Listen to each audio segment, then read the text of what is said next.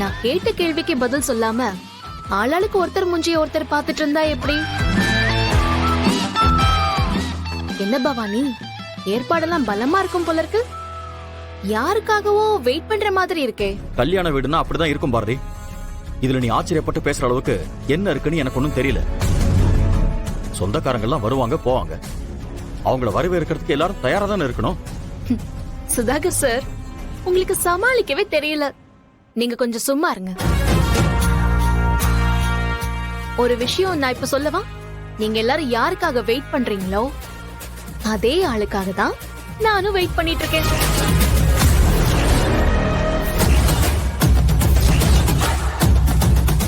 புரியலையா?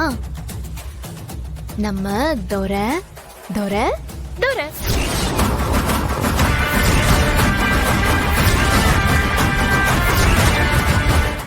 என்னது? நான் சொன்னதை கேட்டு ஷாக் ஆகி 4 பேர் ஒருத்தர் பார்த்துக்கிட்டு எதுவுமே பேசாம இருக்கீங்க. நான் பேச பேச வார்த்தைக்கு வார்த்தை நீங்களும் பேசணும். அப்பதானே கொஞ்சம் இன்ட்ரெஸ்டிங்கா இருக்கும்.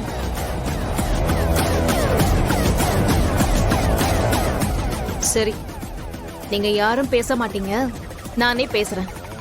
தோர கண்டிப்பா இங்க வருவான். நீங்க நடக்கணும்னு நினைக்கிறது கண்டிப்பா நடக்காது. ஆனா நான் நினைச்சது அப்படியே நடக்கும். தோர வந்து உண்மைய பேசதான் போறான். I'm waiting for that. இதுக்கப்புறம் மறைக்கிறதுக்கு என்ன இருக்கு சொல்லு?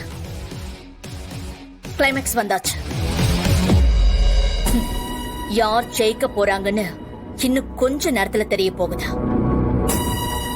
தோர உன்கிட்ட வந்து உண்மை எல்லாத்தையும் பேச போறானா இல்ல என்கிட்ட மாட்டிக்கிட்டு பரலோக போக போறானான்னு பாத்துருவோம். அதுவும் பாத்துடலாம். நான் ரெடியா இருக்கேன். I'm waiting.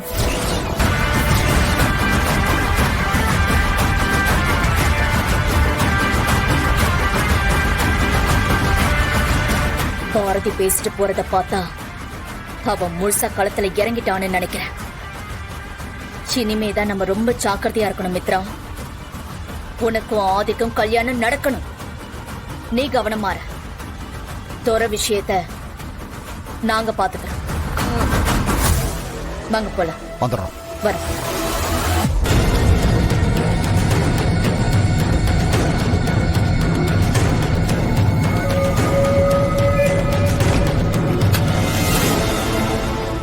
மித்ரா, நீ என்ன பண்ணிட்டு இருக்கேன்னு தெரிஞ்சுதான் பண்றியா? அண்ணா, நீ எதை பத்தி பேசிக்கிட்டு இருக்க? ஆனந்த் விஷயத்த நீ ஏன் பவானி கிட்ட சொல்லவே இல்ல?